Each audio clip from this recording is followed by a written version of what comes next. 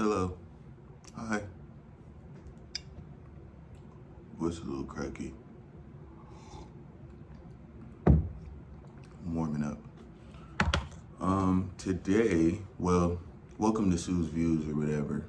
Turn up. Today is a book review. The Way of the Superior Man. A spiritual guide to mastering the challenges of women, work, and sexual desire by David Deida. So, from what it says here, a spiritual guide to mastering the challenges of women, work, and sexual desire. The title is The Way of the Superior Man. That is a accurate depiction of what is going on in between the front and back pages. Oh, check out the author. He's the guy that wrote it.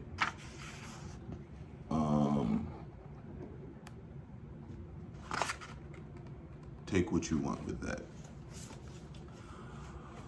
What do I have to say about this book? Okay, so it's like a self-help book, sort of. Self-help books are kind of like cringe. I feel like even just like saying like, oh, check out this self-help book. It's kind of like, I don't know. Self-help is good, but I think that the subject has been diluted with like a bunch of like ways of living this like standard, but it's hard to like create standards for humanity, like, cause, and this is part of what I want to say, like, cause I could have an idea of what a man is. Another man can have another idea of what a man is. A boy could have an entirely different idea of what a man is. And none of them particularly are wrong. But, and that goes for like women too, or just any human. Like, your idea of your best self is your idea of your best self. My way of the superior man is something I have to come to an understanding given my set of scenarios in the realm. So, yeah, but I feel like a man, or like a boy becomes a man when he like understands his purpose. He knows what his purpose is and begins to manipulate himself and sacrifice wants for needs, sacrifice the wants for the greater good, which is whatever that purpose is. And like, that's how things kind of get subjective, because yeah, it's like everybody seeks to be like their idea of the superior them. Nonetheless, this book helps men be men and understand more about themselves to come to that understanding, if it's not already there, if it's there, to kind of solidify some of your already, I hope, good movements, behavior.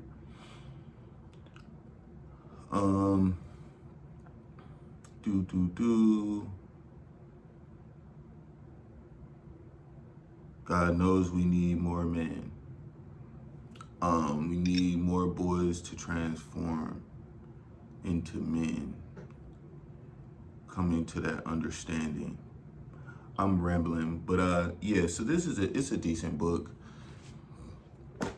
It talks about like different scenarios. He kind of gives different like examples of how an interaction may go in a relationship. And like, I don't know, some of the scenarios didn't exactly feel relatable to me, but I can understand the point that was being driven. But I just want to say, like, there is sort of a disconnect between me and the author, and that's okay. Like, there's just as much a disconnect with the garbage man or something. Like, it's whatever. Everybody's individual things like that. But he gives examples of relationship interactions and how you can be better. I guess one of the ways, it's like those drug videos, and it's like, or just those like videos we watched as kids when they're like, this is a kid being mean, and like, this is not a kid being mean, this is how you be nice, and it like gives the two-sided type.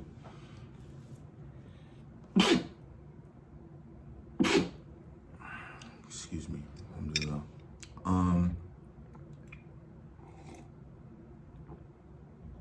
But yeah, so I could just peep that it wasn't black women talking to,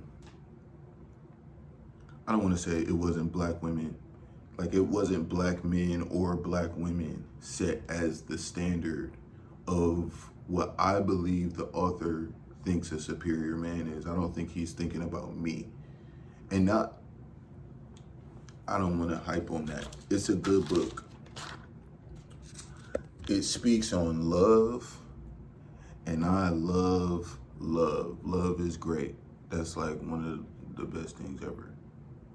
And it teaches how to deal with women without being stressed, or like resentful. That's what I was getting ready to say. Resentful or confused. Sometimes, like, some conversations you might have and you're like, what the? And it just kind of, he has a way of explaining how to be more responsible for your own mind. So if you end up being stressed or resentful or anything like that, like, take responsibility for yourself and don't hold anyone to like anything, because you're going to end up confused trying to put a red in the circle. I mean, a red square in a yellow circle. I don't know why I had to make that a color. Okay, so there is a quote I say here. I enjoy that David encourages men to be responsible for ourselves. Yeah, I pretty much said that. The quote is page 27.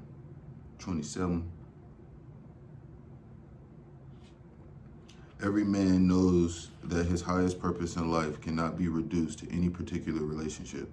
If a man prioritizes his relationship over his highest purpose, he weakens himself, disserves the universe, and cheats his women of an authentic man who can offer her full, undivided presence. Which is a fact, and that's fire, like the way that's said. Yeah, so I got some vocabulary words. There were like some words I didn't know as I was reading, or that I just thought would be good to use as vocabulary words and like create some flashcards. I'm gonna do that. You can get them. Okay, picayune means insignificant. It's like a picayune amount. not that much, it's nothing. It's an adjective. Ensconced, which is settled securely or sheltered. Wiles is a trick or a lure to like while away somebody or something. It's a noun. Diminution. Excuse me. Diminution would it like seemed like a weird word or whatever, but it's just the process of diminishing.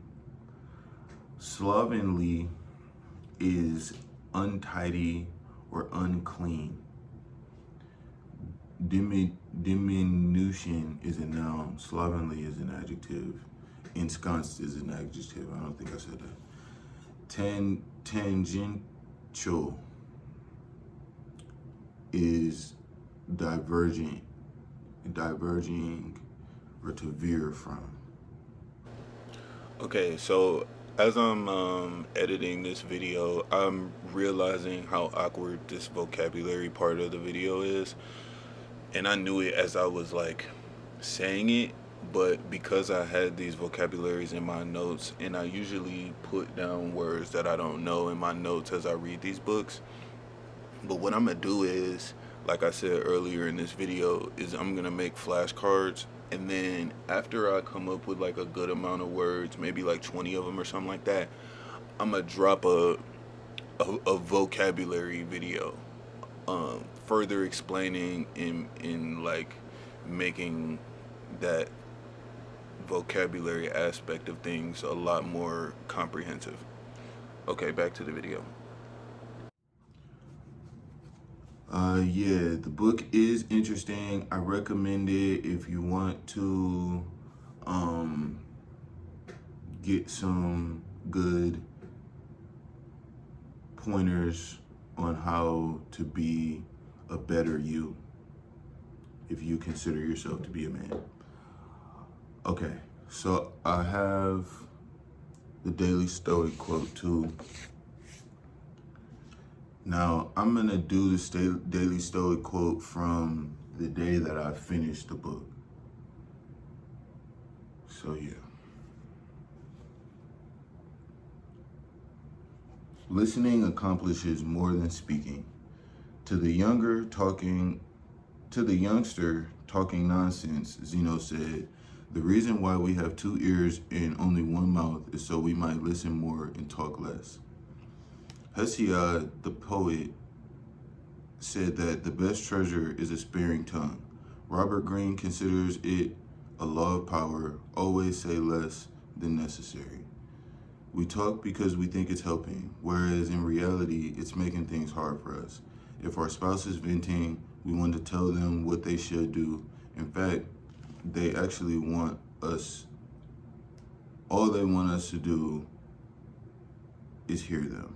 In other situations, the world is trying to give us feedback or input, but we try to talk ourselves out of the problem only to make it worse. So today, will you be a part of the problem or a part of the solution? Will you hear the wisdom of the world or drown it out with more noise? Be responsible for yourself. Be good, not bad.